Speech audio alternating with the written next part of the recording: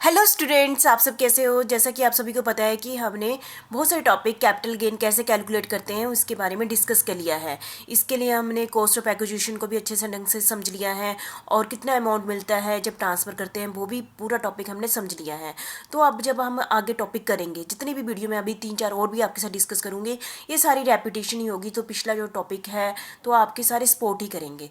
जैसे आप ये मत समझना कि बहुत सारी वीडियो बन गई, काफ़ी जगह 3-3 4-4 बारी एक ही टॉपिक रेपिटेशन हो रही है। वो इसलिए हो रही है क्योंकि हमारा टॉपिक अलग अलग होता जा रहा है। ठीक है, आज मैं आपके साथ डिस्कस करूंगी कि capital gain, computation of capital gain. इसका एक टॉपिक हमने पहले भी कर लिया है, जैसे कि मैंने ये पहले किया आपके साथ capital gain in case of non resident कर लिया है। स्पेशल केस, वो भी स्पेशल केस ही था, उसी को कंटिन्यू करते हुए आगे मैं आपके साथ और भी स्पेशल केस डिस्कस कर रही हूँ जिसमें हम कैपिटल गेन कैसे निकालते हैं। क्योंकि आपको थियोरी आएगी तभी न्यूमेरिकल आएगा। जिसको 100% थियोरी आ गई, न्यूमेरिकल अपने आप ही आ गया। और एक टाइप से ये अपने आप में भी थियोरी का एक क्वेश्चन बनता है कि capital gain under different special cases में कैसे कैलकुलेट किया जाता है। ठीक है, तो आपने इसको अच्छे ढंग से समझना है।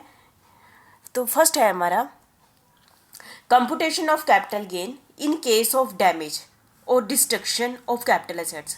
जैसे कि कोई चीज़ हमारी होती है ना, जैसे हमारी हमने चीज़ खराब हो गई है, हमारी कैपिटल एसेट्स क्या हो गई है, खराब हो गई है, डैमेज हो गई है, डिस्ट्रक्शन हो गई है, और हमने उसकी क्या कराई हो, इंश्योरेंस कराई है। And receipts of insurance claim, क्या लेते हैं हम, इंश्योरेंस क्लेम लेते हैं। कौन से सेक्शन के अंदर, सेक्शन 45(1) है। जैसा कि हमने कोई, हमारे पास कोई चीज़ है, कैपिटल एसेट्स है, उसकी हमने क्या ली हुई है, इंश्योरेंस ली है, और जो वो चीज़ क्या हो जाती है, ख़राब हो जाती है, डिस्ट्रक्शन हो जाती है, जिससे हमें इंश्योरेंस कंपनी से क्या मिलता है, हमें क्लेम मिलता है ना, इंश्योरेंस कंपनी से हमें पैसे मिल जाते हैं। तो वो क्या मानी जाती है, इनकम मानी जाती है, कैपिटल गेन माना जाता है। आप ये सोच रही, मत सोचना कि वो कैपिटल गेन नहीं होता। जैसे कि आपकी कोई भी कैपिटल एसेट्स है जो डिस्ट्रक्शन होगी और आपने उसकी इंश्योरेंस कराई है, और इंश्योरेंस कंपनी ने आपको जो भी पैसा दिया है वो आपकी क्या मानी जाएगी, कैपिटल गेन मानी जाएगी। ठीक है, और उस पर टैक्स लगेगा। ठीक है, हो तो किन किन कारणों से आपको इंश्योरेंस कंपनी पैसे देती है। एक तो यदि एक्सीडेंट हो गया है ना, आग लग गई है, फ्लड आ गया है, ठीक है, अर्थक्वेक आ गया जिसके कारण आपकी कैपिटल एसेट्स क्या हो गई है, खराब हो गई है, किसी दुश्मन ने हमारी चीज़ खराब कर दी है, ठीक है, रॉयट्स और सिविल डिस्टर्बेंस के कारण, इन सभी किसी भी रीजन के कारण जो हमने इंश्योरेंस करवाई थी वो चीज़ खराब हो गई है, कैपिटल एसेट्स क्या हो गई है, डिस्ट्रॉय होगी, और इंश्योरेंस कंपनी मुझे क्या देती है, पैसे देती है। ठीक है, तो उस केस में एनी प्रॉफिट और गेन अराइजिंग क्यों from receives of such money, यदि हम ऐसा मनी रिसीव करते हैं इंश्योरेंस कंपनी से और कोई भी प्रॉफिट हमें मिलता है, उस पर क्या लगेगा, इनकम टैक्स लगेगा। कौन से हेड के अंदर लगेगा, कैपिटल गेन के अंदर लगेगा। तो मुझे लगता है कि पहला टॉपिक आप समझ गए। जब किसी भी एसएससी की कैपिटल एसेट्स डिस्ट्रॉय हो गई है और इंश्योरेंस कंपनी ने उसको अमाउंट दिया है, उस अमाउंट से उसने क्या कर लिया है, गेन कर लिया, प्रॉफिट कमा लिया, तो इस प्रॉफिट को इस हेड के अंदर क्या लगेगा, टैक्स लगेगा। ठीक है, सिंपल लैंग्वेज में, एक लाइन में, तो आप समझ गए होंगे। ठीक है, तो ये इसमें आप ये देखना ना, इसमें कुछ समझने की बात ही नहीं है। ये तो आप नॉर्मली आपके रूटीन की डेली रूटीन है। ये ऐसा नहीं है कि आप इनकम टैक्स पढ़ रहे हैं। जो भी इंडिया में रहता है उसको इनकम टैक्स देना पड़ता है, इसलिए आपको, चाहे आप अभी नहीं दे रहे हैं, पर आपको इन चीज़ों का वैसे भी पता होना चाहिए। ठीक है, सेकेंड है computation of capital gain in case of conversion of capital assets into stock in trade under section 45(2). आप सभी को पहले भी ये टॉपिक हमने डिस्कस किया था। जब कोई भी असेसी अपनी कैपिटल एसेट्स को अपने बिजनेस में स्टॉक इन ट्रेड में कन्वर्ट कर देता है, ठीक है, अपनी कैपिटल एसेट्स को किस में कन्वर्ट करता है, स्टॉक इन ट्रेड में। और ये कौन से असेसमेंट ईयर से लागू हुआ, असेसमेंट ने 1985 से 86 असेसमेंट ईयर के बाद ये लागू हुआ। यदि कोई भी असेसी अपनी कैपिटल एसेट्स को किस में, अपने ही बिजनेस में स्टॉक इन ट्रेड में कन्वर्ट कर देता है, स्टॉक इन ट्रेड में, और जब अपने स्टॉक इन ट्रेड में ट्रांसफर करता है, कौन से सेक्शन के अंदर, सेक्शन 2 सब सेक्शन 47 के अंदर, तो उसको कैपिटल गेन माना जाएगा। The gain arising from such a conversion will be treated as gain of the year in which assessee converted. जिस साल वो अपनी कैपिटल एसेट्स को स्टॉक इन ट्रेड में कन्वर्ट करता है इसको ट्रांसफर माना जाएगा। पहला टॉपिक ट्रांसफर माना जाएगा। कैपिटल गेन ट्रांसफर का मतलब क्या है, कैपिटल गेन माना जाएगा, तो उस पर क्या लगेगा, टैक्स लगेगा। तो मुझे लगता है आपको सेकंड टॉपिक हो गया।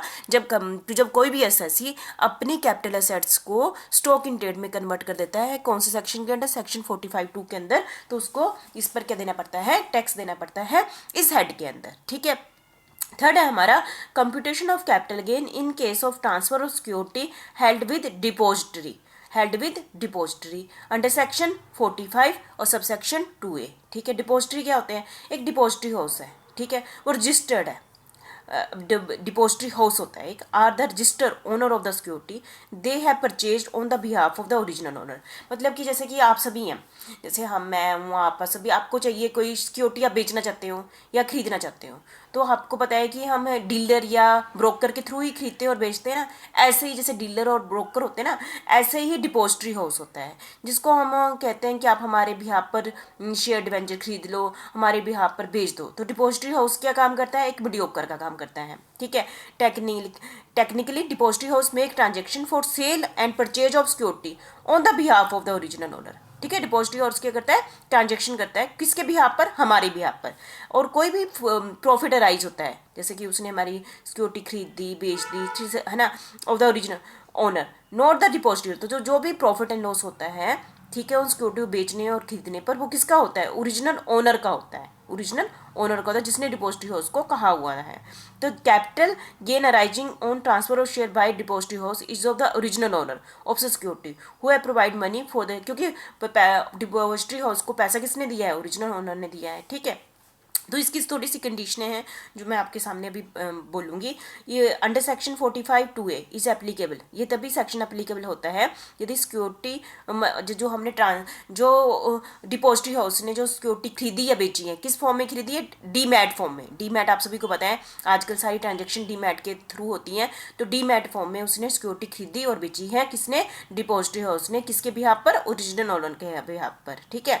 और डीमैट फॉर्म में क्या? बेनिफिशियरी ओनर, उन खरीदने और बेचने पर किसका प्रॉफिट होता है? रियल ओनर का होता है। तो उसे एसएससी क्या होता है? उसको इस पर क्या देना पड़ता है? टैक्स देना पड़ता है, ठीक है। The cost of acquisition and period of holding of any security shall be determined on the basis of first FIFO method use होगा। जैसे कि बाई चांस मैं हूँ, आप हो, ये जो भी एसएससी है, उसने उस कंपनी के बहुत सारे शेयर लिए, मैं शेयर लिया नहीं है ना, तो उस कंपनी को कुछ शेयर बेच देता है, ठीक है, सारे नहीं बेचते, कुछ बेचते, तो किसको माना जाए? फीफो मेथड, मतलब जो शेयर उसने पहले खरीदे होंगे और उसने आज की डेट में जो शेयर बेचे हैं, तो ये माना जाएगा कि उसने पहले खरीदे थे वो बेचे हैं, ठीक है। जो उसने बाद में खरीदे हैं, मतलब फीफो मेथड आपको पता ही है ना, तो फर्स्ट इन फर्स्ट आउट, ठीक है। तो आपने बस ये ध्यान रखना, ये पेपर में आपका ऑब्जेक्टिव क्वेश्चन में आ जाए तो कौन सा मेथड यूज होता है, यहाँ पर फीफो मेथड यूज किया जाता है, ठीक है। थर्ड पॉइंट आपका हो गया। नेक्स्ट है computation of capital gain in case of transfer of capital assets by a partner or a member to a firm, है ना, अंडर सेक्शन 45(3) सेक्शन 45(3). आप सभी को ये भी टॉपिक मैंने करा दिया था ना। ट्रांसफर के केस में जब कोई भी पार्टनर है, जब वो किसी फर्म का पार्टनर बनता है, तो उसको अपना कंट्रीब्यूशन देना पड़ता है, या तो कैश में के रूप में देता है, कैश के रूप में देता है, या फिर वो क्या देता है कि कंपनी को क्या है, अब फर्म को कैश देने की बजाय क्या देता है? असेट्स दे देता है, ठीक है, या फिर कम्बिनेशन में कुछ कैश देता है, कुछ असेट्स दे देता है। तो उस केस में जब पार्टनर ने फर्म को क्या दी? कैपिटल असेट्स दी अपना कंट्रीब्यूशन डालने के लिए, तो उसके एक टाइप से क्या हो गया? उसने ट्रांसफर कर दी, ठीक है। उस केस में उसकी ये वैल्यू जो फर्म ने अपनी बुक्स में उसकी एंट्री कर ली, तो वो उसकी ट्रांसफर की क्या मानी जाएगी? वैल्यू मानी जाएगी। तब वो एक टाइप से क्या है? पार्टनर क्या है? असेसी है। तो उसने जब उसने फर्म को जो भी कैपिटल सेट्स दी है, उस समय फर्म ने अपनी बुक्स में जो भी अमाउंट लिखा होगा, वो उसको क्या मानी जाएगी? ट्रांसफर की वैल्यू मानी जाएगी। तो a person is a partner in A, person क्या होना चाहिए इस केस में? पार्टनर होना चाहिए। Must be transferred A capital assets. Capital assets में भी शॉर्ट टर्म भी हो सकती है, लॉन्ग टर्म भी हो सकती है। वो वाली असेट्स की डेप्रिशिएशन भी हो सकती है और नॉन डेप्रिशिएशन भी हो सकती है, ठीक है। If assets transfer is not a capital assets, यदि वो कोई भी असेट्स कहते हैं ना, मैंने क्या शब्द किया? कैपिटल असेट्स ट्रांसफर होनी चाहिए। यदि कोई और असेट्स देता है तो वो इस टॉपिक में नहीं आती है। उसने कौन सी असेट्स दी हो? कैपिटल असेट्स दी हो, किसको? फर्म को, ठीक है। यदि कैपिटल असेट्स नहीं है तो ये वाली पूरी चीज़ ही एप्लीकेबल नहीं होगी, ठीक है। जैसे कि कोई पर्सनल कार दे दी तो वो नहीं होगा यहाँ पर, ठीक है। तो आप समझ गए होंगे। तो the capital gain is charge to tax in the previous year, आपको पता ही है, तो प्रीवियस है, ठीक है। तो मुझे लगता है कि यह टॉपिक आपको समझ गए होंगे। जब एक पार्टनर ने अपनी फर्म में अपना शेयर लेना है, तो उसके बदले में को कैपिटल असेट्स फर्म को दे देती है, तो वो फर्म क्या करती है? उसकी वैल्यू अपनी बुक्स में लिख लेती है। जो वैल्यू उसकी बुक में लिखती है, वो एज ए पार्टनर की क्या मानी जाएगी? ट्रांसफर वैल्यू मानी जाएगी, ठीक है। तो आप समझ गए होंगे, ठीक है। फिफ्थ पॉइंट है computation of capital gain in case of transfer of capital assets by firm. ये उल्ट हो गया। कौन कैपिटल असेट्स दे रहा है? By firm to its partner और member on its dissolution under section 45(4). यहाँ पर हमारा टॉपिक क्या है, जब किसी फर्म का डेजोल्यूशन होता है, देखो कोई चीज़ बनी है तो एक एक दिन वो खत्म भी होगी। तो जैसे फर्म बनी थी तब तो उसने ले लिया, जब फर्म क्या हुई, खत्म होगी, तो फर्म की क्या होती है, असेट्स पड़ी होती है, कैपिटल असेट्स पड़ती है, वो क्या करती है, अपनी कैपिटल असेट्स पार्टनर में क्या कर देती है, डिस्ट्रीब्यूट कर देती है। ठीक है, और जब वो डिस्ट्रीब्यूट करती है तो उसको क्या मानते हैं, ट्रांसफर माना जाता है। तो उसको क्या देना पड़ेगा, तो उस समय उसकी क्या वैल्यू हुई। ठीक है, तो जो ट्रांसफर वैल्यू, ठीक है, तो उस समय जो भी मार्केट में फेयर मार्केट वैल्यू होगी उसको, तो उसको फुल वैल्यू ऑफ कंसिडरेशन क्या माना जाएगा, fair market value the assets on the date of transfer shall be treated as full value of consideration. तो वो फर्म की फुल वैल्यू ऑफ कंसिडरेशन होगी जब उसने फर्म का डाइल्यूशन हुआ, समझो फर्म का डाइल्यूशन हो गया, फर्म ने अब असेट्स पार्टनर में डिवाइड कर दी, जो पार्टनर को मिली, जिस रेट पर मिली, किस रेट पर मिली पार्टनर को, वो उस समय जो मार्केट में उसकी फेयर मार्केट वैल्यू होगी उसको माना जाएगा फुल वैल्यू ऑफ कंसीडरेशन। ठीक है, तो मुझे लगता है आप समझ गए होंगे। ठीक है, ये बार बार टॉपिक रेपिटेशन का मतलब ये हो गया, आपकी रिवीजन भी हो रही है, आपको ये भी पता चल गया कि जब ऐसे ट्रांसफर होती है तो उसको ट्रांसफर के टॉपिक में आएगा ये। ठीक है, इसको ट्रांसफर माना जाता है। ठीक है, तो हमारा इस वीडियो में मैं लास्ट टॉपिक आपके साथ डिस्कस करने जा रही हूँ, computation of capital gain in case of compulsory acquisition of assets and receiving enhanced compensation also section 45(5). Section 45(5) देखो मैंने क्या किया, कंप्यूटेशन ऑफ कैपिटल गेन, ये आप तो बताइए, हम ये टॉपिक कर रहे हैं। कंपल्सरी एक्विजिशन, जैसे कि गवर्नमेंट क्या करती है, जैसे आपको बताइए जो रोड चौड़े होते हैं ना, जैसे कि इसकी लेंथ बढ़ा देते हैं कि हमने नेशनल हाईवे बनाना है, ये बनाना है, तो क्या करते हैं, तो गवर्नमेंट क्या करती है, बीच वाली जो रोड में दुकानें ले लेती है या फिर किसी की लैंड ले लेती है, कंपल्सरी एक्विजिशन करती है। उसके बदले गवर्नमेंट क्या करती है, जो उसका ओनर होता है उसको क्या देती है, अमाउंट कंपनसेशन दे देती है। तो जो कंपनसेशन उस असेसी को मिलती है, वो एक टाइप से, वो भी टैक्स वाला पर्सन है तो टैक्स देता है ना, तो उसकी क्या मानी जाएगी, इनकम मानी जाएगी। तो इस कंपनसेशन ही, और ये क्या होती है, जब उसने होता है ना, इन कामों को थोड़ा टाइम लगता है। ठीक है, जब तो उस समय इनिशियली उसने रिसीव, हो सकता है इंस्टॉलमेंट में पेमेंट करता है, इनिशियली उसने रिसीव कर ली जिस समय ट्रांसफर की, तो उसकी क्या मानी जाएगी, उसको उस पर क्या देना पड़ेगा, कैपिटल गेन होगा, टैक्स देना पड़ेगा। इफ कंपनसेशन इज सब्सिक्वेंटली, बाद में इंक्रीज हो जाती है, बाद में फ्यूचर में जाके फिर उसकी जो कंपनसेशन है गवर्नमेंट क्या करती है, चलो इंक्रीज कर दो, then it will be taxable in the year of such receipt. यदि जो गवर्नमेंट ने फ्यूचर में उसके पैसे बढ़ा दिए और जिस साल उसने बढ़ाए और उसको रिसीव हो गए, मेन है रिसीव हो गए बढ़े हुए पैसे, तो उस साल उसका क्या देना पड़ेगा, उसको इस पर टैक्स देना पड़ेगा। ठीक है, ये वाला इफेक्ट कब से स्टार्ट हुआ है, असेसमेंट ईयर 2016 से 17 को हुआ है। ठीक है, और उसके सेक्शन इसी के ही अंदर बी और ऐड कर दिया गया है, यदि कोर्ट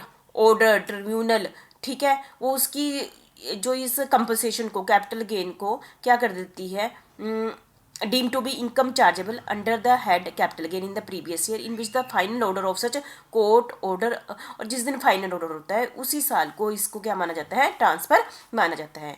कई बार ये होता है सेक्शन 45(5)(c) के अंदर, यदि कोर्ट क्या करती है सब कि इस अमाउंट को कम कर देती है, पहले तो फिक्स कर दिया, फ्यूचर में हो सकता है कोर्ट बढ़ा दे, है ना, फ्यूचर में हो सकता है कोर्ट इस अमाउंट को कम भी कर सकती है, यदि कम कर दिया है। ठीक है, तो capital gain of that year in which the compensation was tax, क्योंकि कंपनसेशन क्या होनी थी, टैक्सेबल होनी थी, और रिकम्प्यूटेड मतलब फिर से, अब क्योंकि अमाउंट उसको कम मिलेगा, एसएससी को अमाउंट कम मिलेगा, क्योंकि उसकी जो लैंड उसने गवर्नमेंट ने ले ली है, ठीक है, गवर्नमेंट ने उसकी लैंड ले ली है, अब उसको अमाउंट कम कर दिया था, उस अमाउंट की रीएडजस्टमेंट करेंगे तो इससे क्या होगा, उसका टैक्स भी कम हो जाएगा। ये कौन से असेसमेंट ईयर से लागू हुआ है, ये 2016 से 17 को लागू हुआ है। ओवरऑल मैं आपको ये कह दूँ, इस टॉपिक में मैंने आपको कहा जैसे ट्रिब्यूनल के अंदर, ठीक है, अदर अथॉरिटी के अंदर, कोर्ट के अंदर, यदि किसी पर्सन को कंपल्शन अपनी कैपिटल असेट्स देनी पड़ रही है, ठीक है, तो उस कैपिटल असेट्स देने के बदले में उसको कंपनसेशन जो भी मिलती है तो उसको उस पर क्या देना पड़ता है, टैक्स देना पड़ता है।